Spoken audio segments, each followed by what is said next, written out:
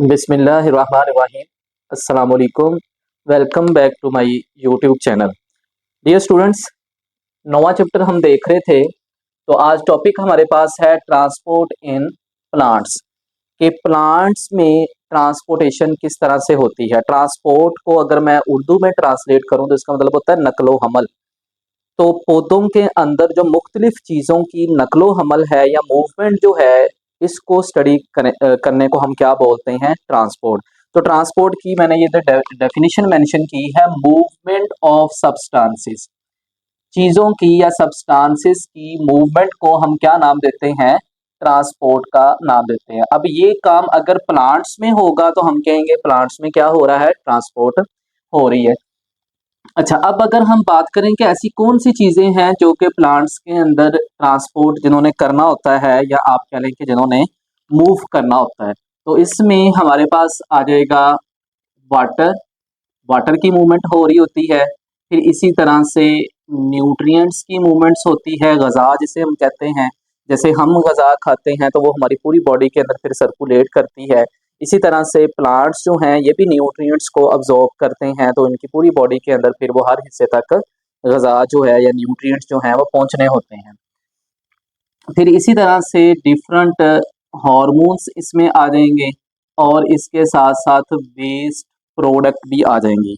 जिस तरह से हम हमारी बॉडी जो है या ह्यूमंस की बॉडी जो है वो वेस्ट प्रोडक्ट बनाती है और उनको फिर बॉडी से एलिमिनेट कर दिया जाता है, निकाल दिया जाता है। सेम इसी तरह से प्लांट्स भी वेस्ट प्रोडक्ट प्रोड्यूस करते हैं, तो और उनको भी फिर बॉडी से ट्रांसपोर्ट के थ्रू, मूवमेंट के थ्रू क्या किया जाता है, एलिमिनेट किया जाता है। तो ये सारी चीज़ें हम देखेंगे ट्रांसपोर्ट इन प्लांट्स के अंदर। अच्छा, अब ये जो मूवमेंट है ये बहुत ज़रूरी है। एक तो हो गया कि ये सब्सटेंस की मूवमेंट हो रही होती है, और दूसरा ये ज़रूरी क्यों है, या मूवमेंट की ये जो जितने भी हमने सब्सटेंस देखे इनकी जो मूवमेंट है वो ज़रूरी क्यों है। वो ज़रूरी इसलिए है, movement is essential for cellular functions. अब डियर स्टूडेंट, सेलुलर फंक्शंस की अगर हम बात करते हैं तो प्लांट्स की बॉडी के अंदर डिफरेंट, उनके सेल के अंदर भी डिफरेंट तरह के बायोकेमिकल रिएक्शंस हो रहे होते हैं। और आपको पता है हर बायोकेमिकल रिएक्शन की डिफरेंट डिफरेंट रिएक्टेंट्स होंगे और डिफरेंट उनकी क्या होंगी, प्रोडक्ट्स। अब जो रिएक्टेंट्स हैं वो उधर तक पहुंचने चाहिए जहां पर ये प्रोसेस हो रहा है, तो ट्रांसपोर्ट के थ्रू पहुंचेंगे। जब वो प्रोडक्ट के अंदर चेंज हो गए तो फिर वहां से आगे पूरी बॉडी में भेजने होते हैं, तो वो भी ट्रांसपोर्ट के प्रोसेस के थ्रू, मूवमेंट के थ्रू उनको। तो मूवमेंट जो है बहुत ज़रूरी है। किन किन कामों के लिए? पहली बात हमारे पास आ गई सेलुलर फंक्शंस परफॉर्म करने के लिए, दूसरा प्लांट की अपनी ग्रोथ के लिए, और तीसरा जो है प्लांट जो है उसने रिस्पॉन्स करना होता है। आप कह लें रिस्पॉन्स किस चीज़ को करना होता है, जो भी डिफरेंट तरह की चेंजिंग्स आती हैं। तो कहाँ पर चेंजिंग्स आती हैं? ये इन्वायरमेंट में। तो इन्वायरमेंट में आने वाली जो चेंजिंग्स हैं उनका रिस्पॉन्स जो करना होता है ना, उनके रिस्पॉन्स में भी बॉडी के अंदर बहुत सारी मूवमेंट्स हो रही होती हैं। तो आई होप कि ये आपको समझ आ गई होगी कि मूवमेंट क्यों ज़रूरी है सेलुलर फंक्शंस के लिए, ग्रोथ के लिए, और रिस्पॉन्स ऑफ इन्वायरमेंट। अच्छा, अब डियर स्टूडेंट्स, नेक्स्ट आगे बढ़ने से पहले कुछ चीज़ों को हम समझ लेते हैं ताकि हमें ट्रांसपोर्ट का जो मैकेनिज्म है वो समझने में क्या रहे, आसानी रहे। उसके लिए आपने एक चीज़ समझनी है कि फ़र्ज़ करें कि ये हमारे पास प्लांट्स का स्टेम पार्ट है और ये इसकी क्या है, रूट्स हैं। अब ये जो रूट्स हैं, क्योंकि ये कहाँ पर मौजूद हैं, सॉइल में मौजूद होती हैं। यहाँ पर ये मैं इस तरह से करके आपको ये जो ब्लैक कलर के डॉट से लगा रहा हूँ, ये डेट्स इट सॉइल, ये सॉइल। अब जो रूट्स हैं ये कहाँ पर मौजूद है, सॉइल के अंदर मौजूद है। अब रूट्स ने सॉइल में से कौन कौन सी चीज़ों को अब्जॉर्ब करना होता है? इसने एक तो वाटर को अब्जॉर्ब करना है, और दूसरा किस चीज़ को अब्जॉर्ब करना होता है, मिनरल्स को। तो इन दोनों को क्या किया जाएगा, अब्जॉर्ब। अब अब्जॉर्ब करने के बाद फिर जो अगला प्रोसेस आ जाएगा, रूट्स अब्जॉर्ब कर लेंगी, खींच लेंगी या अपने पास स्टोर कर लेंगी, और फिर इन अब्जॉर्ब किए हुए वाटर और मिनरल्स को क्या किया जाता है, ट्रांसपोर्ट किया जाएगा।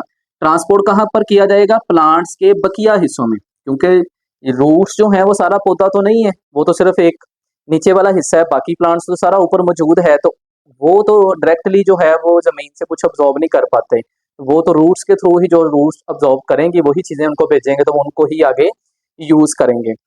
तो ये जो वाटर एंड मिनरल्स को ऑब्जॉर्ब करेंगे ना रूट्स, फिर इनको ऑब्जॉर्ब करने के बाद ऊपर वाले हिस्सों में aerial parts of the plant के अंदर क्या कर दिया जाएगा, ट्रांसपोर्ट कर दिया जाएगा। अब डियर स्टूडेंट्स, एरियल पार्ट्स कौन से हैं? ये सारा एरियल पार्ट्स है जो हवा के साथ आप कह लें कि कनेक्ट होता है।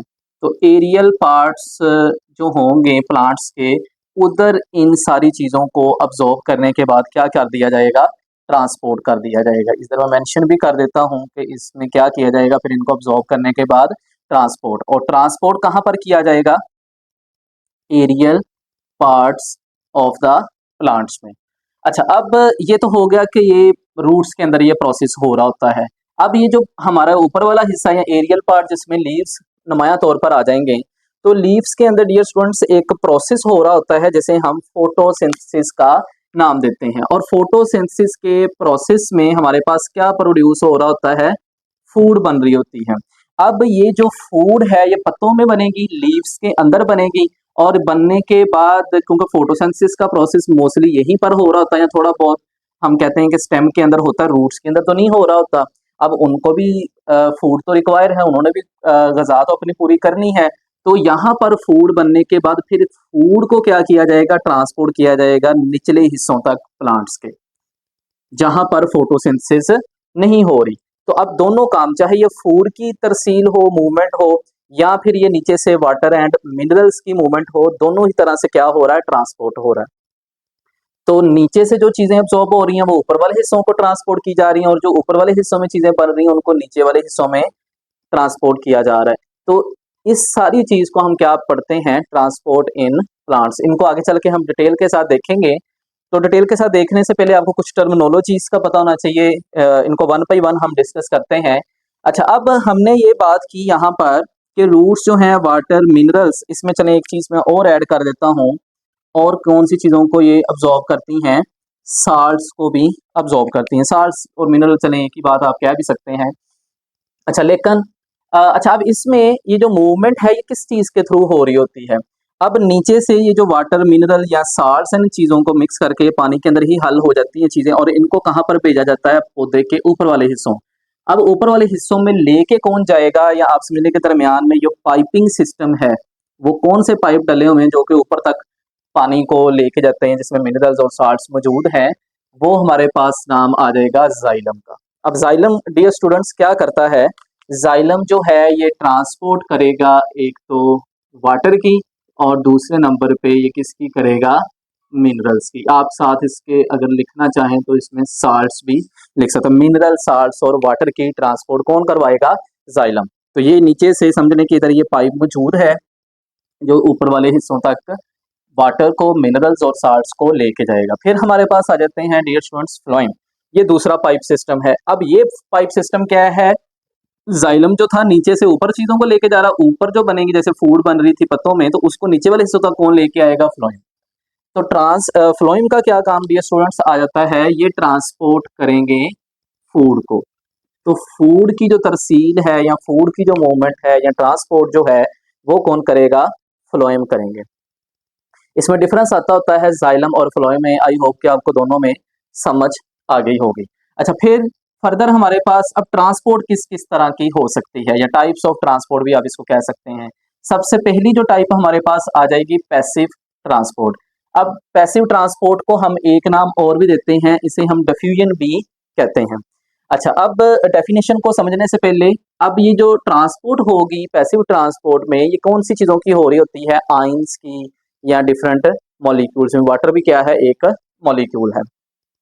अच्छा, अब इसकी ज़रा डेफिनेशन को समझने के लिए मैं आपको आसान सा कर देता हूँ। यहाँ पर ये हमारे पास क्या है, समझ लें आयंस हैं, या हमारे पास क्या है, मॉलिक्यूल्स हैं। और ये जो मैंने दरमियान में एक लाइन बनाई हुई है डियर स्टूडेंट्स, ये हमारे पास सेल की सेल मेम्ब्रेन है, और सेल की ये बाहर वाली साइड है, ये मैंने आउट लिखा हुआ है यहाँ पर, आउटर साइड ऑफ सेल। और ये हमारे पास क्या है, inner side of cell, cell की अंदर वाली साइड है।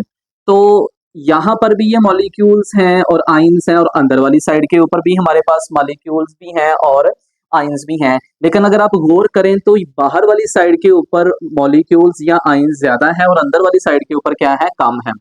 तो पैसिव ट्रांसपोर्ट या डिफ्यूजन में ये होता है कि आइंस या मॉलिक्यूल्स अपनी ज़्यादा कंसंट्रेशन वाले एरिया से लो कंसंट्रेशन वाले एरिया की तरफ क्या करेंगे, मूव करेंगे। इसमें जो मूवमेंट होती है, अगर इधर मैं आपको इसको लिख भी देता हूँ कि इसमें क्या होता है, चीज़ें या मॉलिक्यूल जो है वो अपनी हायर कंसंट्रेशन वाले एरिया से मूव करेगा लो कंसंट्रेशन वाले एरिया की तरफ, तो दैट्स कॉल्ड पैसिव ट्रांसपोर्ट और डिफ्यूजन। अब नेक्स्ट अच्छा एक चीज़ इसमें और आपने जो याद रखनी है वो ये कि इस सारे प्रोसेस में आपको कहीं पर भी जो एनर्जी है वो लगाने की ज़रूरत नहीं पड़ेगी, तो इस प्रोसेस को करवाने में हमें एनर्जी रिक्वायर नहीं होती। अब हम आ जाते हैं एक्टिव ट्रांसपोर्ट पे। अब डियर स्टूडेंट, एक्टिव ट्रांसपोर्ट में सेम वैसे ये सेल है और सेल की ये सेल मेम्ब्रेन है, ये आउटर साइड ऑफ सेल है, ये इनर साइड ऑफ सेल है। अब इसमें क्या होता है, इसमें ज़रा डिफरेंट, अब वैसा ही जैसे हमने ऊपर किया था कि यहाँ पर हमारे पास क्या है, बाहर वाली साइड के ऊपर आइंस मॉलिक्यूल्स की कंसंट्रेशन ज़्यादा है, जबकि अंदर वाली साइड के ऊपर हम कहते हैं कि कंसंट्रेशन हमारे पास क्या है, कम है। अब जो काम इधर हुआ था ना, उसका बिल्कुल ऑपोजिट काम कहाँ पर होना है, एक्टिव ट्रांसपोर्ट के अंदर होना है। अब इसमें क्या होगा, चीज़ें अपनी लो कंसंट्रेशन वाले एरिया से किधर मूव करेंगी, हायर कंसंट्रेशन वाले एरिया की तरफ मूव करेंगे, आइंस और मॉलिक्यूल्स। अच्छा, अब इसको एक्टिव ट्रांसपोर्ट क्यों बोला जाता है? एक्टिव इसलिए बोला जाता है, इसमें एक्टिवेट किया जाता है, ट्रांसपोर्ट को जबरदस्ती करवाया जाता है। ये देखिए ना, पहले ही यहाँ पर कम है, अब कम से ज्यादा वाली तरफ भेजी जाए, जबकि ज्यादा से कम की तरफ चीजें खुद ही आएंगी विदाउट कंज्यूमिंग एनर्जी, उसमें कोई एनर्जी आपको लगानी नहीं पड़ेगी। लेकिन जब आप जबरदस्ती थोड़ी चीज से ज्यादा की तरफ लेके जाएंगे तो आपको जबरदस्ती लेके जाना पड़ेगा। इसकी मिसाल मैं स्टूडेंट्स को कुछ इस तरह से देता होता हूँ कि हम फर्ज कर लेते हैं हमारे पास दो रूम्स हैं, बिल्कुल साथ साथ रूम्स हैं और उनके डोर्स लगे हुए हैं। अब एक रूम के अंदर आपने 50 छोटे बच्चे जो हैं, आप कह लें चौथी पांचवी से छोटे बच्चे जो हैं, चौथी पांचवी क्लास के, उनको आपने रखा हुआ है। एक रूम के अंदर 50 है उनकी तादाद, और दूसरे रूम के अंदर उनकी तादाद है 3-4, मतलब एक तरफ ज्यादा है और एक तरफ बहुत ही कम बच्चे हैं। फुल गर्मियों का मौसम है, ऊपर से लाइट भी ऑफ है, गर्मी बच्चों को लग रही। आप दोनों का दरवाजा खोलेंगे ना रूम्स का, तो आप देखेंगे जिस रूम में ज्यादा बच्चे, वहां से बच्चे भाग के बाहर को निकलेंगे खुद ब खुद ही, क्योंकि उन्हें वहां पर हबस, गर्मी, घुटन महसूस हो रही होगी। आपको कोई एनर्जी नहीं लगानी पड़ी, जस्ट आपने डोर्स ओपन किए हैं। आप देखेंगे जिसमें 3-4 बचे थे वो तो बाहर नहीं निकलेंगे, वो तो उधर सुकून माहौल में, क्योंकि उधर इस रूम की निस्बत तो क्या है, गर्मी कम महसूस हो रही होगी, वो नहीं इधर आएंगे। लेकिन जहां पर ज्यादा थे वहां से बच्चे फौरन भाग के क्या करेंगे, बाहर को निकलेंगे। अच्छा, अब हम क्या करते हैं कि जो दोबारा से बच्चों को रूम में लेकर आते हैं। अब क्या करेंगे, दोनों के दरवाजे हमने दोबारा से बंद कर दिए। अब हम क्या करते हैं, जिसमें पहले ही बच्चे कम हैं, जिसमें हमने 3 से 4 बच्चे जिस रूम में मौजूद है, उनको भी अगर आप कहेंगे कि आप बेटा उस रूम में चले जाएं जिसमें वो 50 बच्चे हैं, तो वो नहीं जाएंगे। क्यों नहीं जाएंगे? क्योंकि उन्हें पता है कि वहां पर जाके हमें गर्मी या हमें सांस नहीं आएगा, घुटन महसूस होगी, तो पहले ही इतने बंदे हैं। अच्छा, आप उन्हें लेके जाएंगे ना जब, तो वो नहीं जाएंगे, आपको फिर क्या करना पड़ेगा, जबरदस्ती करनी पड़ेगी। यहाँ तक जो छोटे बच्चे होते हैं, मैंने एग्जाम्पल इसीलिए इन छोटे बच्चों की दी है कि वो जमीन पर लेटना शुरू कर देंगे, कहेंगे हमने जो है वो दूसरे रूम के अंदर मूव नहीं करना कि वहां पर गर्मी लग रही। आप जबरदस्ती पकड़ के क्या करेंगे, उन्हें लेके आएंगे। अब जब जबरदस्ती लेके आएंगे ना, तो आपको क्या करना पड़ा, एनर्जी लगानी पड़ी। पहले तो देखिए आपने जस्ट डोर्स ओपन किए और बच्चे खुद ही बाहर चले गए, लेकिन अब आप उसको घसीट के क्या करेंगे, यहाँ से जबरदस्ती उठा के दूसरे रूम के अंदर शिफ्ट करेंगे, तो आपको क्या करना पड़ा, एनर्जी लगानी पड़ी। तो ऐसा प्रोसेस जिसको करने में एनर्जी लगानी पड़े उसको क्या बोलते हैं, एक्टिव ट्रांसपोर्ट। और ये हमेशा अगेंस्ट द कंसंट्रेशन ग्रेडियंट हम काम करते हैं। कंसंट्रेशन ग्रेडियंट से मुराद है जहां पर तादाद कम है, वहां से जब ज्यादा की तरफ जाएंगे तो ये क्या है, अगेंस्ट द कंसंट्रेशन ग्रेडियंट, कि जहां पर तादाद ज्यादा, वहां पर पहले ही ज्यादा है, वहां पर आपने और भेज दी है, वहां पर भेजने में आपको क्या करना पड़ेगा, एनर्जी लगानी पड़ेगी। तो जो एक्टिव ट्रांसपोर्ट का प्रोसेस है, इसमें हमें क्या करना पड़ेगा, एनर्जी यूज करनी पड़ती है, और हमें अगेंस्ट द कंसंट्रेशन ग्रेडियंट, या आप इसको, अगर मैं इसकी इधर डेफिनेशन लिख दूं कि इसमें हम क्या करते हैं, लो कंसंट्रेशन एरिया से आइंस या मॉलिक्यूल्स को हाई कंसंट्रेशन वाले एरिया की तरफ मूव करेंगे, लो से हाई कंसंट्रेशन की तरफ मूव करेंगे, दैट्स कॉल्ड एक्टिव ट्रांसपोर्ट। अच्छा, अब डियर स्टूडेंट्स, नेक्स्ट जो हमारे पास बात आ जाएगी वो ऑस्मोसिस की। ओस्मोसिस के बारे में बच्चों को याद रखने के लिए कहता होता हूँ, जब भी ओस्मोसिस की बात आ जाए तो फ़ौरन से आपके ज़हन में 2 चीज़ें आनी चाहिए। एक तो वाटर और दूसरा हमारे पास जो आपके ज़हन में आना चाहिए वो साल्ट या सॉल्यूट आना चाहिए। अच्छा, अब डियर स्टूडेंट इसमें क्या होता है, अगर इसको मैं आसान करके आपको समझाऊँ ना तो ये भी एक तरह से डिफ्यूजन ही है। अब ये देखें कि इधर हमारे पास कंसंट्रेशन जो है हम फ़र्ज़ कर लेते हैं वाटर मॉलिक्यूल्स, ये जो मैंने ग्रीन कलर से बनाए हैं दीज़ आर क्या हैं, वाटर मॉलिक्यूल्स। तो यहाँ पर इनकी कंसंट्रेशन क्या है, कम है। सेम वही सीन के ये इनर साइड ऑफ सेल है, ये सेल की बाहर वाली साइड है। अब जब आपने इनको इधर से आप इन्हें अलाउ करेंगे तो पानी खुद ब खुद ज़्यादा कंसंट्रेशन वाले एरिया से किधर को मूव करेगा, लो कंसंट्रेशन वाले एरिया की तरफ मूव करेगा। अब ये तो हो गई बात जो ओस्मोसिस की डेफिनेशन मैंने आपको बताई आसान करके। अब जो आपकी बुक में डेफिनेशन लिखी है उसको हम देखते हैं। अब एक चीज़ आपने याद रखनी है, जब भी हम किसी सॉल्यूशन की बात करते हैं, मैं इधर इसको लिख रहा हूं, जब भी हम किसी सॉल्यूशन की बात करते हैं तो इसमें 2 चीज़ों का ज़िक्र होता है। एक डियर स्टूडेंट इसमें सॉल्यूट होगा और दूसरा क्या होता है, सॉल्वेंट। ये आपने केमिस्ट्री में पढ़ा भी होगा। अब सॉल्वेंट क्या होता है, मोस्टली पानी ही होता है, लिक्विड फॉर्म होती है, और सॉल्यूट जो कि कम मिकदार में होती है। डेफिनेशन भी यही है सॉल्वेंट की कि जो चीज़ ज़्यादा मिकदार में हो किसी सॉल्यूशन में तो वो सॉल्वेंट है, और जो चीज़ कम मिकदार में हो वो क्या होती है, सॉल्यूट। सॉल्यूट क्या हो सकता है, अब इसको मैं फर्दर आपको बता देता हूँ। सॉल्यूट डियर स्टूडेंट्स आपके पास साल्ट हो सकता है, या फिर क्या हो सकता है, शुगर हो सकती है।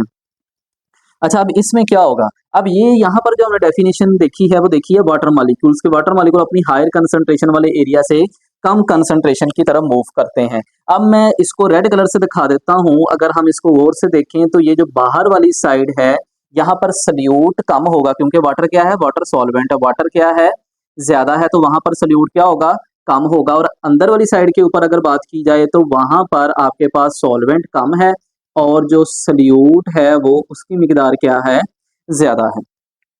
ठीक है, तो इसमें क्या होगा, अब सल्यूट के रेफरेंस से अगर आप डेफिनेशन याद करेंगे तो सल्यूट के रेफरेंस से डेफिनेशन आपके पास ये बनेगी कि वाटर मॉलिक्यूल्स या आइंस जो हैं, या आप कह लें कि आइंस जो हैं ये क्या करते हैं, अपनी लो कंसंट्रेशन वाले एरिया से हायर कंसंट्रेशन की तरफ मूव करेंगे। लो सल्यूट कंसंट्रेशन, इसको मैं इधर लिख भी देता हूँ डेफिनेशन, लो सल्यूट कंसंट्रेशन वाले एरिया से हाई सल्यूट कंसंट्रेशन की तरफ मूव करेंगे। अगर आप दोबारा से इसको समझें तो ये वही डेफिनेशन बन गई ना, यही वाली कि पानी अपने ज्यादा मिकदार वाले एरिया से कम मिकदार, लेकिन इधर सल्यूट क्या है, कम है, और इधर जो है सल्यूट वो हमारे पास क्या है, ज्यादा। तो अगर सल्यूट के रेफरेंस से करें तो हम कहेंगे लो सल्यूट कंसंट्रेशन से हाई सल्यूट कंसंट्रेशन। तो दोनों तरह से एक ही तरह से डेफिनेशन है, इसमें आपने कंफ्यूज नहीं होना। आई होप कि आपको ये डेफिनेशन सारी क्लियर हो गई होंगी। नेक्स्ट इंशाल्लाह मैकेनिज्म इसका देखेंगे, ट्रांसपोर्ट किस तरह से होती है प्लांट्स के अंदर। आई होप कि आपको आज का टॉपिक समझ आया होगा। मिलते हैं नेक्स्ट लेक्चर में, तब तक के लिए stay connected. Thank you and अल्लाह हाफिज़।